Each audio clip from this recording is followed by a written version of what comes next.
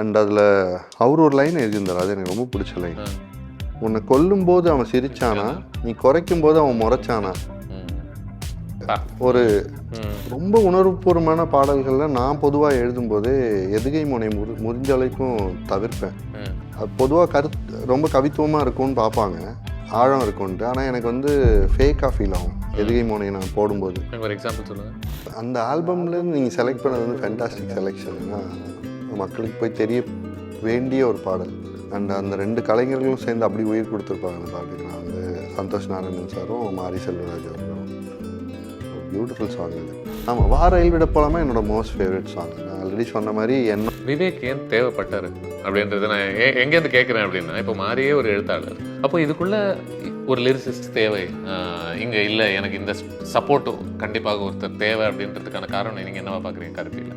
என்னை பொறுத்த வரைக்கும் எனக்கு அது ரொம்ப ஈஸியாக தான் படுது. இன்னும் நேர்மையாக எழுதுறது ரொம்ப ஈஸி, அதை களங்கப்படுத்தணும்னு நினைக்கும் போது தான் கஷ்டமாக இருக்கு. ஐயோ இது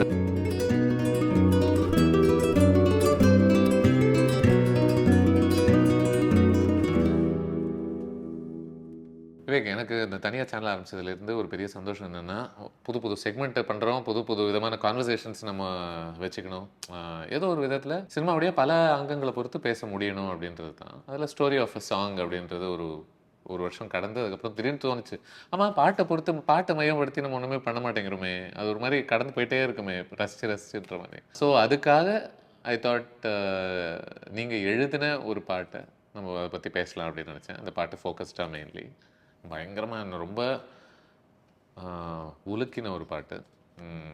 கேட்கும்போது எல்லாமே என்ன ஒரு டார்க்கான ஒரு ஜோனுக்குள்ளே தள்ளிடும்னு வச்சுக்கோங்களேன்.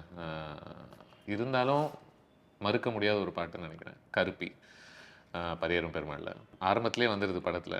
அது வந்த உடனே அதனுடைய இம்பேக்ட் அப்படியே உங்களை அந்த இம்பேக்ட்லேயே நீங்கள் அப்படி படத்துக்குள்ளே இறங்கி அதுக்குள்ளே நீங்கள் உட்கார ஆரம்பிச்சிடுறீங்க அப்படின்னு நினைக்கிறேன். ஸோ அந்த பாட்டை பற்றி பேசலாம் அப்படின்னு நினச்சேன். அந்த ஆல்பமில் நீங்கள் செலக்ட் பண்ணது வந்து ஃபேண்டாஸ்டிக் செலெக்ஷன். ஏன்னா மக்களுக்கு போய் தெரிய வேண்டிய ஒரு பாடல். அண்ட் அந்த 2 கலைஞர்களும் சேர்ந்து அப்படி உயிர் கொடுத்துருப்பாங்க அந்த பாட்டுக்கு. நான் வந்து சந்தோஷ் நாராயணன் சாரும் மாரி செல்வராஜ் அவர்களும். ஒரு பியூட்டிஃபுல் சாங் அது. அந்த வப்பாரி அப்படின்ற ஒரு ஐடியாவிலேருந்து தான் வந்த மாதிரி தெரியுது இல்லையா? ஒரிஜினலாகவே அந்த ஐடியா இருந்தது, அதுக்குள்ளேருந்து தான் பண்ணணுன்ட்டு. ஸோ ரொம்ப ஒரு ஸ்ட்ரக்சர்ட் லிரிக் ரைட்டிங்குள்ளே இல்லாமல் உள்மன குமுறலாக இருக்கலாம், அது வெளியில் வெளியே வர்ற ஒரு லிரிக் ஸ்ட்ரக்சராக இருக்கலாங்கிறது எங்களுக்குள்ளே இருந்தது. அதில் நிறைய நான் மாரி செல்வராஜ் அவர்கள் கிரெடிட் கொடுக்கணும். ஏன்னா அவரோட கான்ட்ரிபியூஷன் நிறைய இருந்தது. அந்த வாழ்க்கையோட வழியை அவர் பார்த்துட்டு வந்ததுனால அவர் அதை சொல்லாவே வரிகளாக கூட சம்டைம்ஸ் சொல்லிகிட்டே இருந்தார் பாடலோடு சேர்ந்து. அந்த பாடலை நான் முழுசாக எழுதி முடிக்கும்போது எனக்கு ஓகே, இவ்வளோ அவர் கான்ட்ரிபியூட் பண்ணியிருக்காரு, அவர் வாழ்க்கையிலேருந்து எடுத்து நம்ம உள்ளே வச்சுருக்கோங்கும்போது அவருக்கு கிரெடிட் போகிறது தான் நியாயம்னு சொல்லிட்டு நான் இப்போவும் அந்த பாட்டு பார்த்தீங்கன்னா 2 பேருக்கும் தான் கிரெடிட் ஆகிருக்கும் லிரிக் ரைட்டிங்கில். ஆமாம், my all time favourite songs. அதுக்குள்ளே இந்த எலக்ட்ரானிக் சவுண்ட்ஸ் எல்லாம் யூஸ் பண்ணது ஆல்மோஸ்ட் ஒரு ரேப் மாதிரி மாறக்கூடிய ஒரு தன்மை கொண்ட ஒரு பாட்டு இல்லையா? எனக்கு இதெல்லாம் தான் சந்தோஷோடைய ஒரு ஒர்க் ரொம்ப ரொம்ப யூனிக் அண்ட் ஸோ ஸ்பெஷல் அப்படின்னு தோணும். ஏன்னா நீங்கள் நினச்சிருந்தா அது ரொம்ப ரூரலாக ரூட்டடாக அந்த சவுண்ட்லேயே மட்டுமே நீங்கள் எடுத்துகிட்டு போயிருந்துருக்கலாம். எஸ், அது அவரோட பியூட்டி தான், ப்ரில்லியன்ஸ். ரேப் ஸ்ட்ரக்சர் பொதுவாக வந்து ஒரு உள்மன கோபங்களை வெடித்து வெளியே சொல்கிறதுக்கான ஒரு ஸ்ட்ரக்சர்னு எப்போவுமே சொல்லுவாங்க. அது அப்படியே உருவானது தான் ரேப்புங்கிறதே சொல்லுவாங்க வெஸ்டர்ன் கல்ச்சரில். அதை தேர்ந்தெடுத்ததே ஒரு சக்ஸஸ் அந்த பாட்டுக்கு. அதை தாண்டி ஒரு கருப்பிங்கிறது யாராக வேணாலும் இருக்கலாம், கொல்லப்பட்ட நாயாக இருக்கலாம், இல்லை ஏதோ ஒரு சாதிய வன்முறையில் கொல்லப்பட்ட ஒரு ஆளாக இருக்கலாம், இல்லை காதல்னால் கொல்லப்பட்ட ஒரு பையனாவோ பொண்ணாவோ இருக்கலாம். இந்த சாதிய கட்டுக்குள்ளே எதோ வேணாலும் ரெப்ரசன்ட் பண்ண முடியும் கருப்பின்றது. அடக்குமுறைக்குள்ளே தூக்கி எறியப்பட்ட எதுவாக வேணாலும் இருக்கலாம் கருப்பி. அதுதான் அந்த பாட்டோட பியூட்டி. என்ன எடுத்த உடனே ரொம்ப பாதிச்சது என்ன அப்படின்னா, அடையாளம் பொறுத்த ஒரு சின்ன குழப்பமே அது பேசுது இல்லை. இப்போ நீயும் நானும் வேற வேற அப்படின்ற ஒரு இடத்துல இருந்து தான் நம்ம யூஸ்வலாக ஒரு சோகத்தை தெரிவிப்போம். ஐயோ நீ என்னை விட்டு போயிட்டியே அப்படின்னா, நான் இது நீ என்னை விட்டுட்டு போயிட்டே அப்படின்ற ஒரு இடத்துல இருந்து இது ரொம்ப அழகாகவே இந்த வரிகள் வந்து இறந்தது நீயா இருப்பது நானா, இருப்பது நீயா இறந்தது நானான்னா அது அந்த வழியை இன்னமுமே ஒரு ரொம்ப டீப்பாக ப்ரொஃபவுண்டாக அது கம்யூனிகேட் பண்ணுற மாதிரி எனக்கு தோணுச்சு அது கேட்கும். ஆமாம், அது ஒரு வேற ஒரு ஜீவன்னாலும் அது நாய் தானே அப்படின்னு பார்க்குற தன்மை கூட சில பேர்கிட்ட இருக்குது. இல்லை அது ஒரு உயிர் தான் பார்க்குற ஒரு பறந்து விரிந்த அன்பும் அதுக்குள்ளே இருக்குது. அதே சமயம் இது ஒரு ரெப்ரசன்டேஷன். இது எதுவாக வேணாலும் இருக்கலாம். நாளைக்கு நான் செத்து கிடப்பேன் அந்த ட்ரெயின் ட்ராக்ல. நீ கேட்காம போறியா? இதே மாதிரி தான் கடந்து போறியா பார்க்காமன்னு மக்களை கேள்வி கேட்குற ஒன்றாவும் இருக்கும். அதனால தான் நீங்கள் அந்த பாட்டு முடியும் போதுமே பார்த்தீங்கன்னா, கடைசியில் அந்த பாட்டு முடிகிற வரியே வந்து 4 கால்லையோ 2 கால்லையோ இந்த மண்ணில் நீ உலவி கிடப்ப. நான் இல்லடி நீ, நான் இல்லையா நீ அப்படின்றதுல தான் முடியும் அந்த பாட்டு. ஆமாம், absolutely great line by the way. ஏன்னா அதனுடைய அந்த சவுண்டே எனக்கு ரொம்ப அழகாக பிடிச்சது.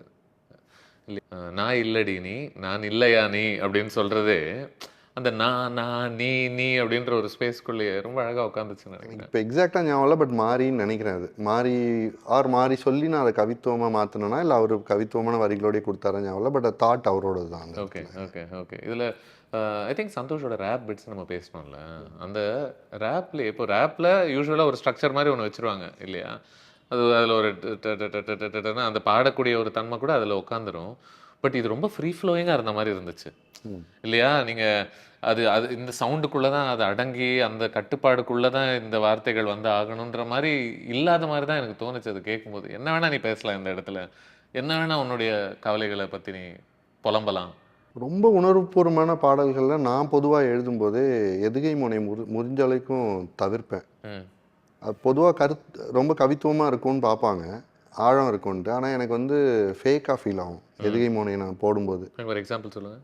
இப்போ அதுலேயே வந்து இப்போ வளர்த்து அணைக்கிறவன் அப்படின்னு இருக்குன்னா, அடுத்தது கழுத்தை நெரிக்கிறவன் வருதுல்ல. கரெக்ட். அதுக்கு பதிலாக இப்போ வாக்கு நான் வா போடலாம் வேணும்னா, அந்த சவுண்ட் கண்டினியூட்டி இருக்குது. வளர்த்து கழுத்தை அப்படின்ற அந்த சந்த அளவும் சவுண்ட் கண்டினியூட்டி இருக்குது. பட் வா வா மோனையில் ஆரம்பிக்கிறது, இல்லை அடுத்த லெட்டர் எதுகே ஒன்றா போடுறது அப்படின்னு போடும்போது நான் ஒரு விஷயத்த உள்வாங்கி அதை அறிவுக்குள்ளே கொண்டு போய் அதை இப்படி இருக்கலான்னு ஸ்ட்ரக்சர் பண்ணி பாரு அங்கே வா போட்டிருக்கல இங்கேயும் வா போடுன்னு போடுறது ஆடியன்ஸ்க்கும் தெரியும். அது தெரியாமல் இருக்கணும்னா எனக்கு என்ன வாயில் வருதோ அந்த மொமெண்ட்டில் அப்படி பாடலை எழுத முடியாது. ஆனால் அது வாயில் வர்ற மாதிரி என்னோட கோபமாக அது வெளியே வந்ததுன்னா என்னவா வரும்னு தெரிகிற மாதிரி நான் எழுதணுன்னா சில சொற்கள் அதுக்குள்ளே இருக்கணும், சில சொற்கட்டுக்கள் அதுக்குள்ளே இருக்கணுங்கிறது தான். உதாரணத்துக்கு அந்த பாட்டில் நான் ஃபைட் பண்ணிட்டு இருந்தேன் மாரியோட, எனக்கு இந்த வார்த்தை வேணும் அந்த பாட்டில் அப்படின்னு சொல்லி. அது என்னென்னா இப்போ அதில் எப்படி வரும்னா, வளர்த்து அணைக்கிறவன், கழுத்தை நெரிக்கிறவன், கண்ணம் தடவுறவன், காலை நொடிக்கிறவன், கொன்று சிரிக்கிறவன், நின்று அழுகிறவன், கருப்பன் செவப்பன், சாமி சாத்தான், அடிமை ஆண்டான், மயிறு மட்டை. இங்கே எவ்வளோ பேர் இருக்கான்னு தெரியும்ல. இவ்வளோ பேர் இருக்கான்னு நான் சொல்லியிருக்கேனே, ஏன் நீ புரிஞ்சிக்கல? ஏன் இப்படி எல்லா மனுஷனும் ஒரே மாதிரி இருப்பான்னு நம்பி போயிட்டான்ட்டு, அதனால தானே உன்னை கொன்னான் அப்படின்ற கேள்வி வரும். இதில் நிறைய மாறி கான்ட்ரிபியூட் பண்ணியிருக்காரு அந்த ஸ்டார்டிங் லைன்ஸ்லாம். பட் அந்த மயிறு மட்டைங்கிறது வந்து அந்த அடிமை ஆண்டாம் மயிறு மட்டைங்கிறது நான் கான்ட்ரிபியூட் பண்ணது. அந்த மயிருங்கிற வார்த்தை வேணுமா அப்படின்ற டிபேட் வந்தது. எனக்கு கண்டிப்பாக வேணும்னு சொன்னேன் சந்தோஷம் அடியும் மாறிட்டியும். அது இல்லாமல் நான் இந்த பாட்டை பேசினேன்னா, இப்போ உதாரணத்துக்கு அடிமை ஆண்டான் மேலோன் கீழோன்னு நான் ஏதோ ஒன்று போடுறேன்னா, அந்த பாட்டிலேருந்து விலகி நின்று அவன் இன்னொருத்தனுக்காக நான் பேசிகிட்டு இருக்கேன். அடிமை ஆண்டாம் மயிறு மட்டைன்னு நான் சொல்லும்போது நான் அந்த இடத்துல இருக்கேன், நான் பேசுகிறேன். அப்வியஸாக நான் அந்த வாழ்க்கையை வாழ்ந்ததில்லை, அது இன்னொருத்தவங்களோட வழி தான். அதை முடிஞ்ச அளவுக்கு நம்ம எடுத்துகிட்டு போய் இன்னொருத்தவங்க கடத்திட முடியுமா அப்படின்றது தான்.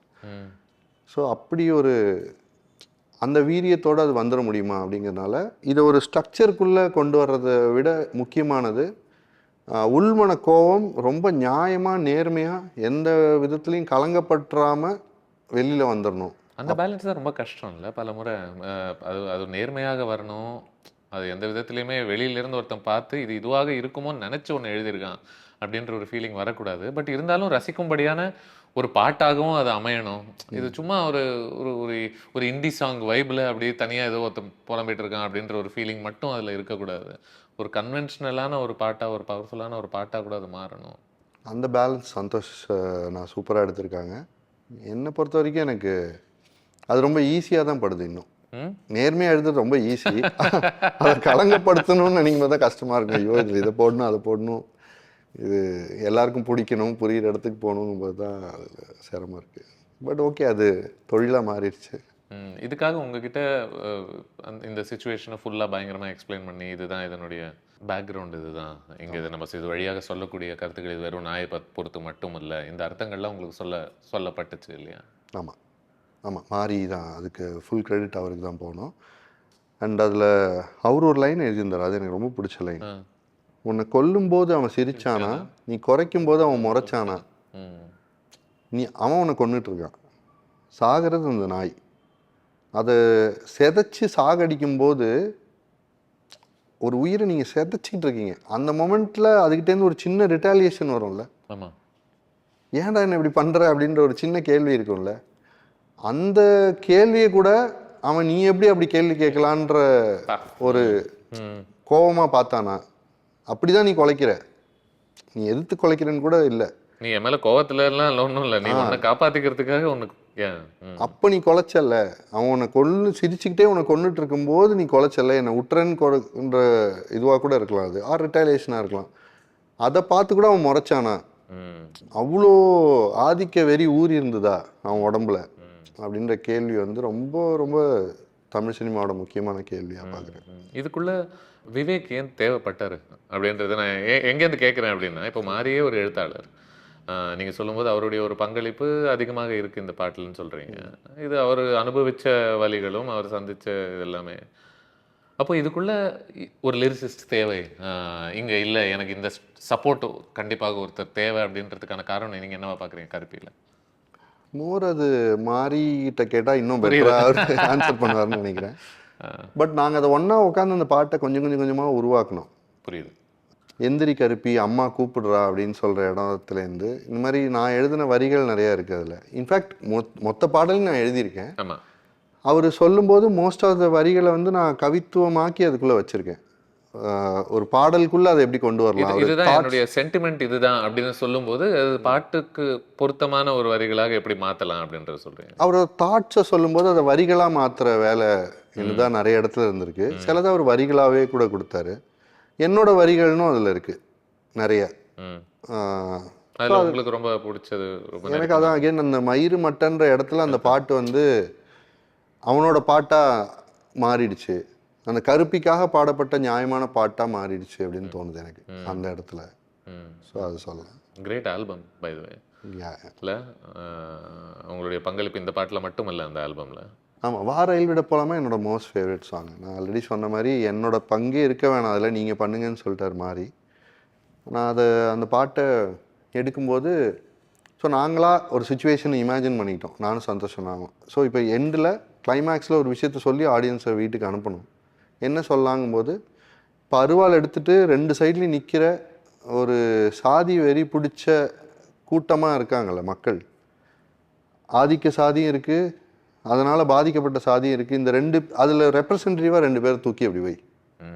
இப்போ என்ன பண்ணு, அந்த அருவாளை அவன் கையில் எடுத்திருப்பான்ல, அதுக்கு ஜஸ்ட்டு நாள் are phase of his life குழந்தையா ஒன்றா இருந்திருப்பாங்கள்ல இவங்க, அந்த ஃபேஸ்க்கு போ, அந்த பிரிவு ஏற்பட்டிருக்கும்ல, அந்த இடத்துலேருந்து அந்த பாட்டை பேசலாம் அப்படின்னு ஆரம்பித்தோம். ஸோ அப்போ ஒருத்தங்க இன்னொருத்தங்கிட்ட கேட்குறாங்க, வா ரயில் விட போகலாமா, இன்னும் ஏன் கோபமாக இருக்க, ஏதாவது ப்ராப்ளமா, நானும் ஏதாவது மன்னிப்பு கேட்கணுமா, வா போகலாம், ஒன்றா போ, நேற்று இப்படி தானே இருந்தோம், ஒன்றா தானே இருந்தோம், என்னாச்சு, வா போகலாம் அப்படிங்கிறது. இங்கே நான் தனியாக இருக்கேன், எதுக்குன்னு தெரியுமா, நான் தனியாக நின்றுருக்கேன், ஏன்னு எனக்கு தெரில, உனக்கு தெரியுமா, என்னை தனியாக விட்டேன்னு நீ நினச்சிட்ருக்க, அது நீ ஒரு கூட்டமாகவே இருந்தாலும் என்னை தனியாக ஆச்சுட்டேன்னு நினச்சிட்ருக்க, ஆனால் என்கிட்ட நீ தனியாக தானே இருக்க, என்கிட்ட ஆஃபர் பண்ண நிறையா இருக்குது, லவ் இருக்குது, எவ்வளவோ இருக்குது, ஆனால் அதுலேருந்து நீ தனியாக தானே இருக்க, அங்கே நீயும் தனியாக தான் இருக்க, வந்து உன்னை பார்க்கவா, நானே வரட்டுமா உன்னை பார்க்குறதுக்கு, ஏதோ ஒசத்தி குறைச்சல் என்னவோ எனக்கு எதுவும் புரியலை, அழுக்கான் கருப்பான் என்னவோ எனக்கு அது தெரியலை, என்னால் பார்க்க முடியலையே, நீயும் வேற நானும் வேற, அம்மா அப்பா சொல்லிட்டாங்க, நான் நினைக்கல நீயும் நினைக்கல, அம்மா அப்பா சொல்கிறாங்க நீயும் நானும் வேற, திடீர்னு சொல்கிறாங்க, நான் நேற்று விளையாண்டு தான் இருந்தோம் கூட, இப்போ நான் விலகி நின்ட்டோம், நம்பாமல் நான் ஓடி வந்தேன், எங்கே உன்னை காணும், இங்கே நான் வந்துட்டேன், நான் நம்பலை, ஓடி வந்துட்டேன், நீ வந்திருந்தனா நம்ம நேற்று மாதிரி ரயில் விட்டு விளையாண்டுருப்போமே, ஏன் அருவாளோட கையில் நிற்கிற அப்படின்றதான் பாட்டு. Very beautiful. ஸோ அது வந்து ஒரு மாதிரி ஆல் டைம் ஃபேவரட் சாங்ஸ். அது எப்போ யோசிச்சாலும் எமோஷனல் ஆகும். ஸோ இது எங்கேயாவது ஏதோ ஒரு ஊரில் ஒரு சின்ன ஒரு மாற்றத்தை உண்டாக்காதா?